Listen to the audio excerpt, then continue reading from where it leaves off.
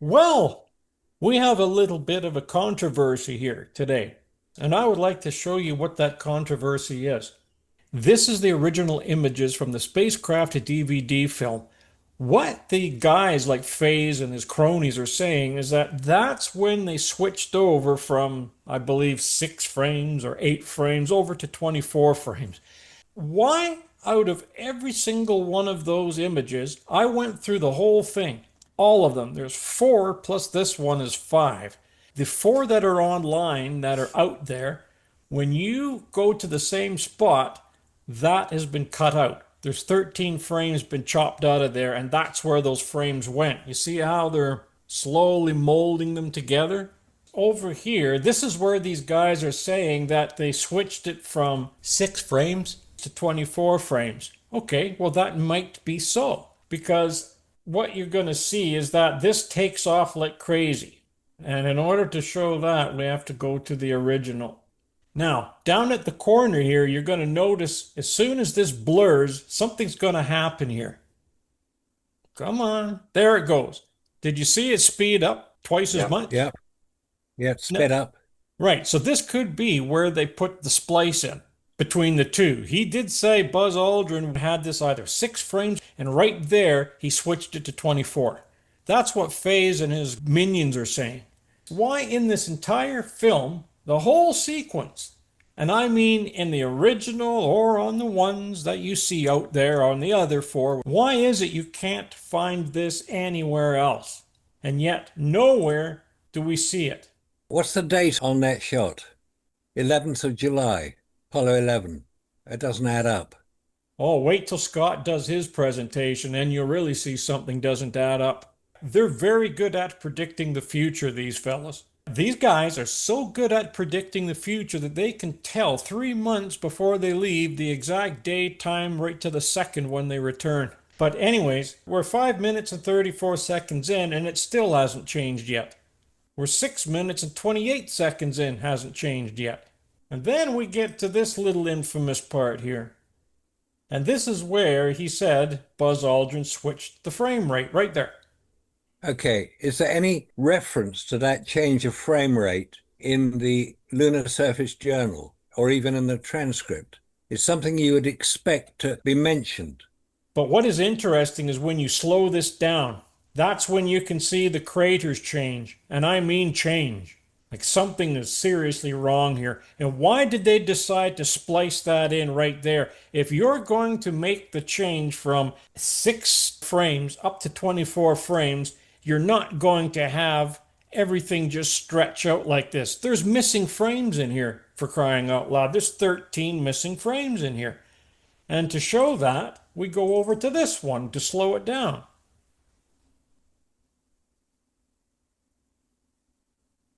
You see? Look at the craters change, all of them.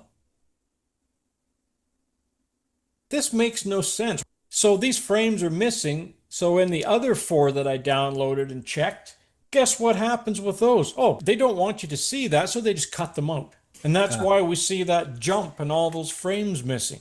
So it doesn't matter if these guys, what they're switching it to.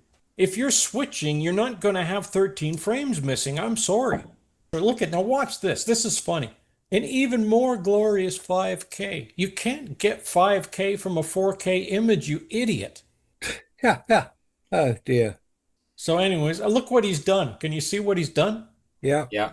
Okay, there it is. All right. It's 23.97 frames per second is what this is going at. And we're going to just count the frames ourselves because I don't trust him.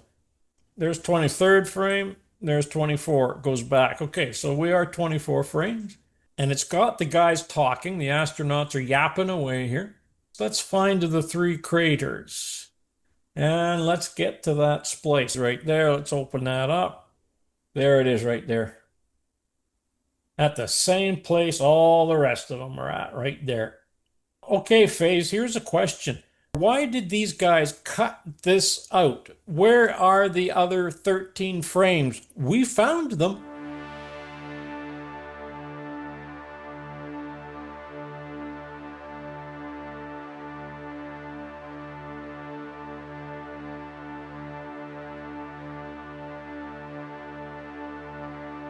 So if these fellas like Faze and Ian Regan, if they're getting these films from the Department of Defense, then guess who they're affiliated with? NASA. They have to be. Oh, I'm going to write the Department of Defense and I'm going to get this video or this film, and then a week later they have it. Marcus, we have someone commenting underneath the last video, and he put his real name up, and he works with Phil Plait and Eric Jones on the journal site, Bad Astronomy, and the Moon Hoax site as well. What we have decided is that Phase 52 is one of those three. That makes sense. Yep. And this guy that's commenting about Phase going, he's going, he, she. So what I want to know is Eric Jones, or is it Erica Jones? Okay. Good question. Where's the answer? And Yeah. Ian, that's so proud of everything that he does for the journal site, is the one that is commenting. So maybe Ah, it's Irene. I don't know. I want to know if they're actually identical twins or not when they're doing these things. But they revealed themselves, so we know that Phase's channel is Phil Plait's hate channel to us. And that's why he's so consistent over the years. They haven't gone away year in, year out. And One Big Monkey was a contributor to the journal site. And he has his own channel out there putting hate stuff out that we don't watch. But these are the guys that are doing that. So they're all in on it. They like to hide, except this Ian guy, he put his own thing up there so you can search him on the journal site right there. Of course, it all started on the Fox channel when they did that thing. Patrick Moore was one of his basic influencers that brought him into this. And of course, now we're talking about a fiction writer. yeah. He's inspired by a fiction writer, so he goes on and he creates fiction. So here's the photograph that he is so proud of. I mean, a 10-year-old on an iPhone can do a better job of this. Yeah. That's a ridiculous photograph. Absolutely. He's proud of this. This is one of his first things that brought him into the journal site that he produced. Why isn't he using the real sun? Well, Photoshop provides the techniques to be able to create it. The biggest problem is he doesn't have a scientific background. He's a image creator Ah, for the journal site. He's the same guy that he has his own channel out there where he put the bitmaps around a ball and makes like Jupiter and Saturn spin, right? Kind of thing. yeah. But what you have to realize here is he doesn't have a scientific background, and nobody at NASA is checking his work because to have a diffusion of light around a star, right? The diffusion only occurs in Earth's atmosphere. So to Yeah. create this image, he's deliberately showing that it was created in Earth's atmosphere. That is not the sun. That's not how the sun appears. No, absolutely. That's the whole point. But this is the whole article. This is from the journal site showing how he got there and everything else, what inspired him, and this is one of his creations. Yeah, he was the same one that was in that documentary on NVIDIA with the Yeah, graphics card. And that was the one, remember, Marcus, you were going to join this and you decided not to because they had you in a binder. Yeah, that's right. They did. That's why I refused to go on it. But they still put me on it. They clipped it from some previous interview. yeah. And the other thing about that image, of course, in the Apollo 11, there's no shots of the sun whatsoever. But when you look at what NVIDIA did with it, they took kind of the same image of that. They took a different shot of it and put it together, probably inspired what he did. That's not even a picture of the sun either. No, but it's showing a diffusion as well. Yeah, it is. Yeah. And that's definitely a problem because if light diffuses in space, we wouldn't be able to see any stars. Well, it's like you said, the reason why we have these guys that are living on our channel 24 hours a day, like this NASA loving psychopath, he will not stop. 24/7, this guy's there. That's not normal. A normal person does not do that. Look at Ian Regan. When he leaves a comment, he leaves one or two, and that's it. He's finished. But not with this NASA loving psychopath. He doesn't stop. And I think that Scott's right. The reason why these guys are doing what they're doing is because we're cutting into their profits by Exactly. doing it. And the story that they're trying to perpetuate, the story of the moon landing. Robert needed something out of the journal site. So I was just reading a little bit of text from it. And here on the right hand side, when they were going to land, splashdown was. That's in the journal site from the press kit. They said that they'd be landing at 2:24 p.m. on December the 19th. And AI said that the actual landing was at 2:24 p.m. That's so accurate. 350 nautical miles. It doesn't say here exactly how many nautical miles southeast of Samoa. How can that be that accurate? They predicted this months before in the press kit to have that kind of detail. That's how well scripted they were. You could only do that in a script for a film. And by the way, when you're talking about the other stuff, weren't they taking off to rendezvous so they could get back to Earth? Wouldn't they be a little bit busy? Do you think they had time to adjust the camera? Why bother adjusting the camera? But they're taking off. Their lives are in danger. If they don't reconnect to the orbiter, they're dead. In the meantime, they're changing the camera? Where did Makes they have the time for that? Yeah, makes no sense. It'd be the last thing on your mind whether the camera was working or not. Yeah, you wouldn't care. You want to get back home, assuming you're anywhere near the moon in the first place. Well, it's the same thing with this camera, changing it from 6 frames to 24 frames per second. Where are these guys getting the time to do all of this when they're taking off, Yeah, when they're getting into orbit, when they need to make little corrections with their retro thrusters? Where are they getting all this time? and why isn't it mentioned in any of the transcripts? So far that we've seen, there hasn't been any that we've seen to date. No, that's true. There's very, very little realistic activity, assuming they were on the moon and assuming they were trying to catch up with the orbiting command module. There would be a lot of connection between the two craft. Stands to reason. They can only launch at a certain point in time when the command module is a certain distance behind them at the point of their launch, so they can catch up with it. But they don't discuss it at all. They don't make any reference to it. And it can't be monitored from Houston because the time delay with the signal would preclude any accuracy. It takes 2.5 seconds to Well, get, every time it orbits, it's in a slightly different orbit. and they need to know where it is. This photo over here is taken from inside the LEM, right here. There's the window. Right? This is taken from Tracy's Rock. Let's just take a look at this for a minute. There's the LEM right there. Look at the mountain coming down here. Now we look at it from outside of the LEM, and it's on the other side of the mountain. That's one of them. Then when you look at this one, there's the LEM with that hill, and again, it's on the other side. Like, what's going on here? This is a different picture now we're looking at over here. And if you think that's good, let's open the editor up. We're going to have a closer look at this. Oh, look at this. This is where you're describing the LEM. There's that little white hill you always are talking about. That's right. A bright mound. And on the right of the LEM there, you've got the crater. Right. So let's go have a look at this. Now there's the LEM right here again. There's the little white mound. There's the LEM right here. How far away is this from that hill? About 4.5 miles. Well, what's it doing next to the hill here, and what's it doing miles away from the hill here? It's miles away from everything in that photograph, isn't it? And that certainly is the lunar module. That tiny little dot, if you enlarge it from that picture, you'll see it's the lunar module. This is a panorama right here. See this? So let's move it all the way over here, right? There's the LEM right in the middle there. We Yeah. keep moving over here. This LEM is nowhere near this.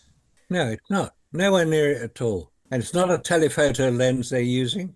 That matches where it's so-called located in the press kit on the schematic, Yeah, out in the that's right. middle of nowhere. My point is, watch, I'm going to take the panorama and I'm going to move it over on this image. Watch this over here. This is out in the middle of nowhere. Where are these hills? Watch this. You tell me where these hills are in relation to where that limb is. They're in a completely different position.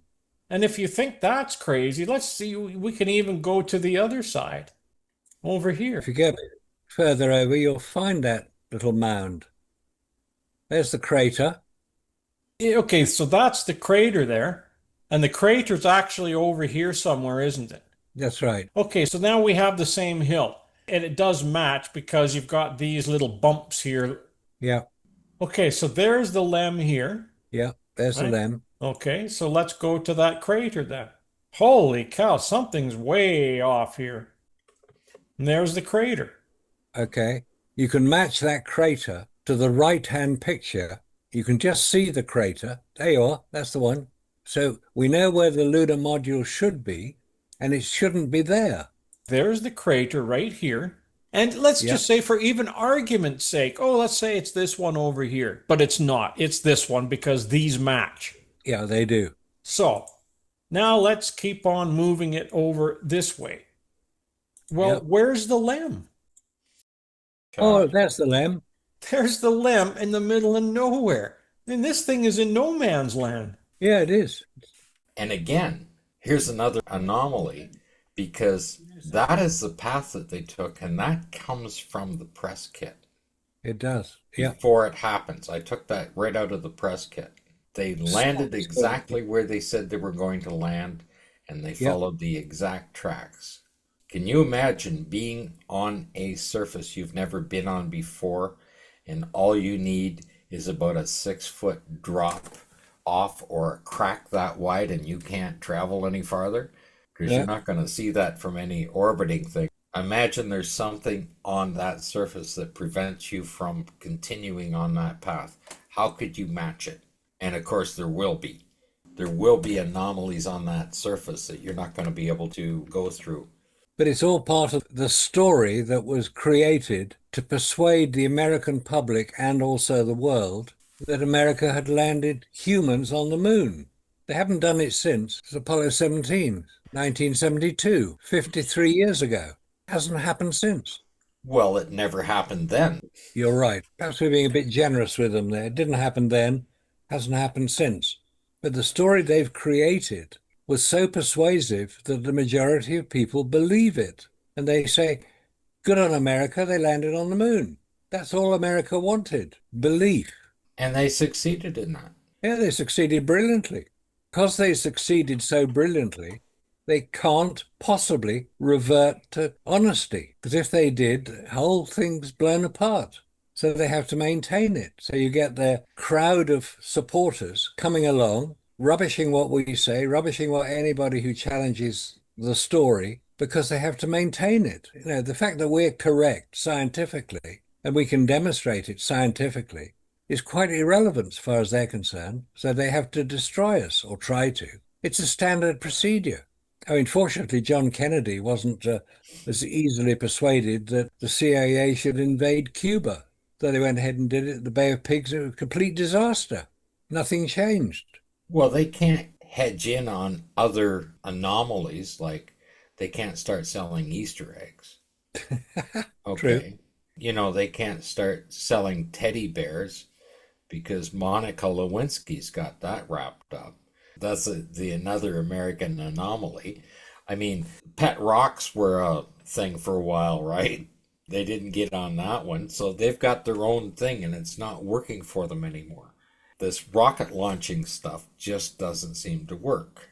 This is something interesting that we discovered when I was going through this morning. And I blew this up and I'm going, something doesn't look right here. And I'm thinking, well, that's a photograph that they've slipped into behind this retro rocket protection shield. There's the corners, and that's an image of the lunar surface. Yeah, well, they shouldn't be messing with what they call are the original photographs. But this is supposed to be an original, so how did a photograph get in there? Look at the size of the astronaut and then look at that photograph. That photograph has been expanded to the size of that astronaut's head. Yeah, well, they were trying to hide something in there. Yeah, they were. Good point. But this has been taken from day one. This has not been inserted after. This is the original here. Which is whatever an original is. We can't call anything an original anymore when we start looking at the videos and everything else, right? Everything can and has been modified to suit their own needs. The photographs that they never bothered to look at very closely, we've identified all kinds of artifacts that are just laying on the ground and everywhere else and all the other stuff. And the fact that they can't see a wet flag and they can't see Buzz Aldrin in the door frame. I don't see how they're going to be able to claim that that is not a crane hook because those are not rock. This time you can Yeah. see the hook and you can see the attachment that goes on that crane. You know, it's a block and tackle for a crane. And they needed to have that. They would have been using that kind of equipment when they were taking all the old factory equipment out after the end of the Second World War, and they're just taking them out because they weren't recycling metal like that in those days, and they were just dumping it everywhere. My question is this: what is that block and tackle doing on the lunar surface in 1972? Because this is Apollo 17 we're talking about here. And by the Yeah. way, when you look at the astronaut on the other side and you compare it to the size of that hook, that block and tackle and hook is the exact same size as that astronaut. So Yeah. it's big. Well, yeah, because it's a big crane that was hauling the equipment around. And of course, at Flagstaff, you've got that big, beautiful landfill Yeah. sitting there. There were factories there for the Second World War war machine. Any automotive plant, anything else was converted over for the war effort. And at the end of the Second World War, they were converted back into whatever manufacturing they wanted to put out there. All of that equipment for the war machine was just hauled out and dumped. It is interesting that they did recycle those Jeeps, an entire area of Jeeps and tanks, and they were ripping pieces off of there and using those. But those smaller parts, no, they were just throwing them out. And the big parts were too heavy. They couldn't handle the larger pieces. Like even today, what did they do with the ship? It costs so much money to cut one up. They take them out and sink them. They turn them into a reef. Well, this is the reef of Apollo. I like that. But the heavy manufacturing equipment, they weren't capable of recycling that metal. It was into the 1970s before they really got into recycling metals. That we know of. No, that they Yeah. got into recycling it for the automotive industry and stuff. And then they started to have really second grade metal in cars. They were rusting out like crazy because of the metal they were using. They couldn't bring So it back. There was only so thick of metal that they were able to chop up with their machines. I mean, we've got better machines now and they'll cut bigger pieces of machinery down. But back then, they just took it out and they just dumped them. And of course, when you have an area the size of Flagstaff that was basically wasn't good for anything else except the landfill, and you can still see it, it's still there today. The landfill's still there today. I sure love this though on owlus.com, how they're showing the perspective between this A and B Tracy's Rock and showing the mountain and drawing the lines to compare precisely where it is. There is no sign of that LM anywhere. That's incredible. they got their continuity completely screwed up because they thought they were being so clever that they could show it and persuade people that they were on the moon, on the Taurus Littrow Valley, but they screwed up. They don't dare admit it. They can't admit it. I think as you look through the different missions, I think they became more relaxed in trying to put on the fraud. You take a look at how Neil Armstrong, you know, when he's standing at the bottom of the ladder and he's tapping the ground and he's going, oh, it's really kind of firm here. And there's the statement right up there. It's really soft and, you know, smooth. And he's walking around a little bit doing nothing. You get in even to Apollo 12, they're already screwing around. Apollo 14, they're hitting freaking golf balls. Apollo 15, they're hopping around like they're on trampolines, for Christ's sakes, and falling down all over the equipment. And 16 and 17, well, 16, they're out there, they're racing around. They call it the Grand Prix for the rover. It's a piece of equipment that is there to keep them alive. If the thing breaks down when they're miles away, they're going to run out of oxygen. On the rover, there was no oxygen spare cylinders, There was no patches. There was no anything. What did they do? Did they do what they did in Space Force and just use duct tape? Did they use duct tape if they had a hole in their suit? Let's say, for example, they fell down and they tore that suit open on one of those sharp rocks, like they do many times. What are they going to do to patch that? Well, like Space 1999, do they go like this and open up their pocket in their arm, pull out an instant patch repair kit like an inner tube, put the glue on there, and then put the patch on it, and that's supposed to save your life. And then they take one of those little miniature cylinders and they screw it on there so that you have extra oxygen. But we don't see any of this here. Oh, they're using duct tape, the magic ingredient that kept Apollo together. Duct tape.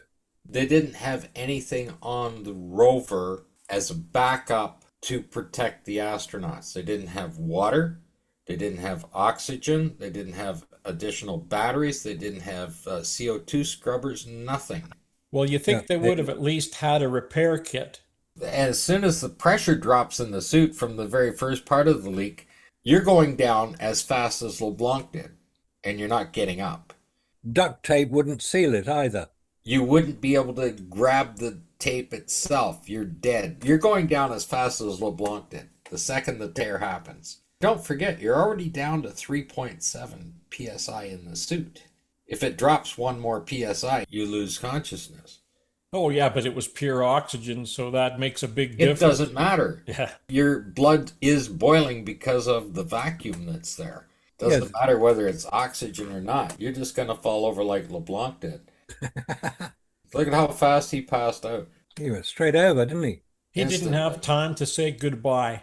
No, and that's all that would happen if you tore that suit. So how come we're not hearing from our dear friends Faze and Phil Plait and One Big Monkey? They never seem to discuss vacuum, do they? Because It's they a don't know subject anything about it. They refuse to acknowledge it.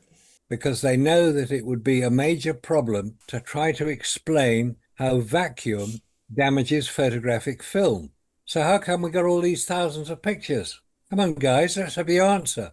Taken here on Earth, that's the answer. But you're not going to say that, are you? Because that's what vacuum does to photographic film. We know that. Fact of the matter is they're not very scientific. That's probably the best answer you can give. That's being very polite.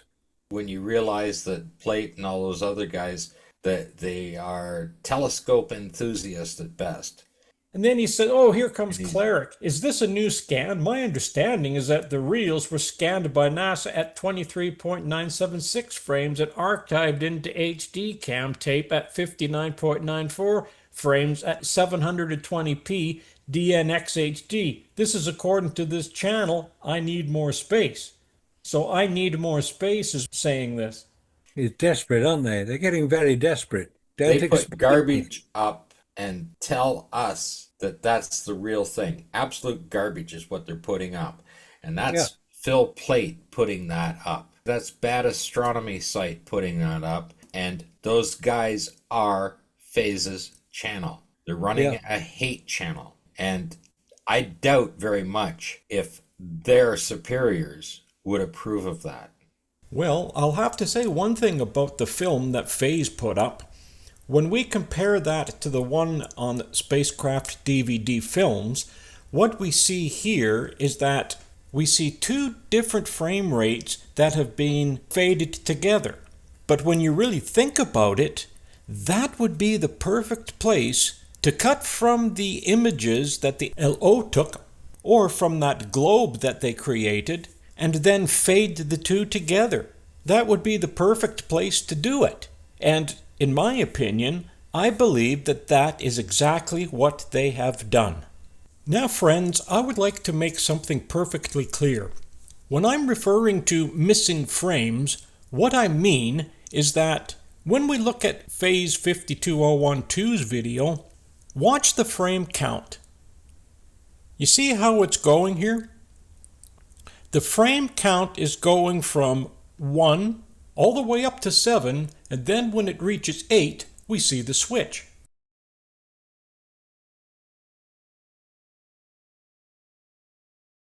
Now we're going to go to spacecraft DVD films, and what we're going to notice is the frame count 9, 10, 11.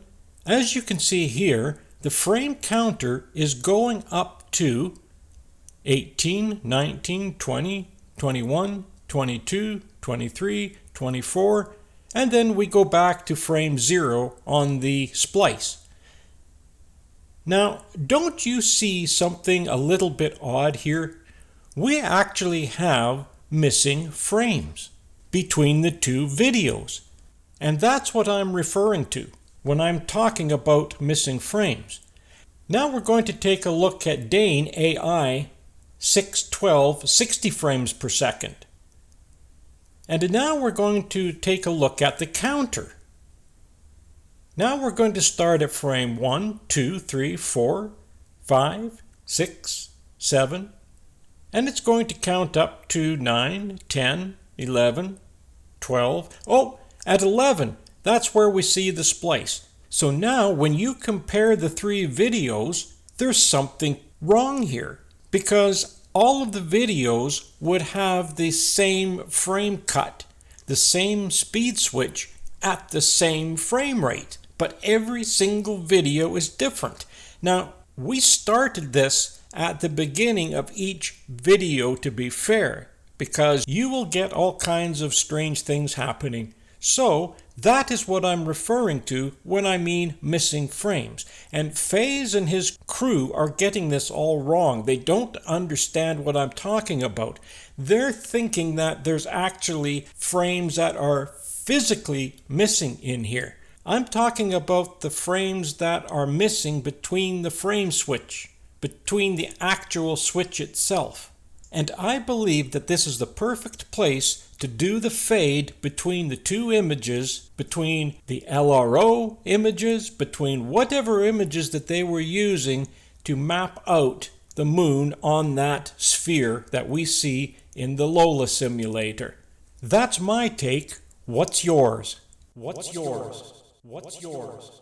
What's yours?